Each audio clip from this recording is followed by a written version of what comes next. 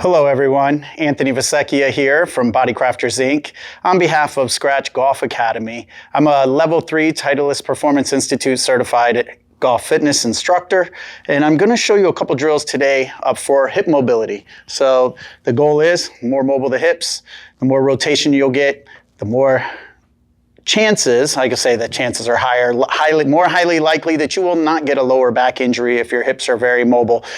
Some of the drills today are also going to help with your balance. So stay tuned and check out what we're going to do. Now, before we begin, make sure that you hit that like button, you hit the notification button, you hit the subscribe button, and comment on these so we get more interaction and I can kind of get back and forth with you guys on more content and some of the things that you'd like to see, and I can build upon what I've already done. So the first one we're going to do is going to be an airplane with hip rotation. The airplane part's going to be the balance. It's even going to be very tough for me. So I have a box out in front in case you just need to tap it if you're new to doing a lot of balance drills or you haven't done yoga in the past.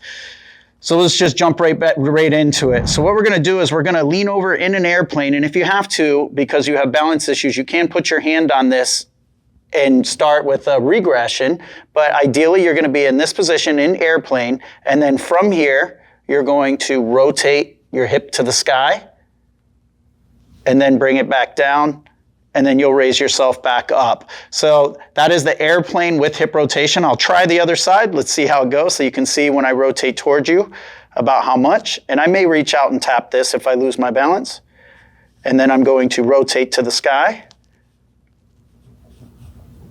and then bring it back down towards my other hip and raise back up. So that is an airplane with hip rotation. Again, you can set up a box or something like this so you can get balance. I do about 5 of those on each side, rest, and then do one more set, 2 sets of that. Obviously going to really help with balance, and it's going to help with some rotation in the hip as well. Now for the next exercise, this is going to be an elevated pigeon stretch. For the elevated pigeon, we're going to stretch the glute, but it's also going to get into that piriformis, which can get tight and cause some sciatic pain sometimes down the leg because it runs right next to the sciatic nerve, a muscle inside your hip or in behind your glute muscles. So what I'm going to do, I have it set up at, I think this is 30. So I'm going to put my leg up on here just like this, and I'm going to drop down. Okay, so it's going to be a tremendous stretch here. If you're somebody that doesn't have as much flexibility there, I'm actually pretty tight in my glutes. You can lower it down and start at a lower level so that your knee may be slightly high off the ground, not touching it. But if you can, lay it all the way down and you're going to drop down just like this. So this is an elevated pigeon stretch. And I would go up and down with that movement. So just kind of move through the movement like I am, up and down. And you can come all the way up if you want, and then go all the way back down into it. Because if you come all the way up, obviously you're going to come out of that stretch a little bit and give it a break, and then drop back down. So that's an elevated pigeon stretch.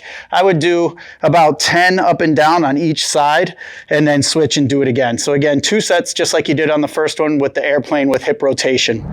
Now for the last one. This one is going to be a quad stretch here. It's going to get into the rectus femoris. You'll also feel a little bit of it in your psoas. Your psoas major actually comes down, attaches in the front. I'm not going to get to all the different points, but then it hits the subside of your spine. So a lot of times when you stretch that out, you'll stand up and you'll feel, if you had some lower back tightness, you'll feel a relaxation in that a little bit too. So it can alleviate some of the tightness in your lower back. If you're someone like me, I have a sway back a little bit. I got to correct myself, and this is a great stretch for this. This is actually a little bit high for me. It's probably a bit high for you too. If you have risers in a step or something like that, you can build it up to be a little bit lower. So you'll see what I do here. I'm going to put my foot up on here and then my knee down on the pad like this, and I'm going to try to tuck my pelvis under and rock forward. And if you want a little bit more of a stretch without arching your lower back, raise your arm up and you'll feel more stretch through this region here. Okay, so this is a elevated quad stretch with a reach back.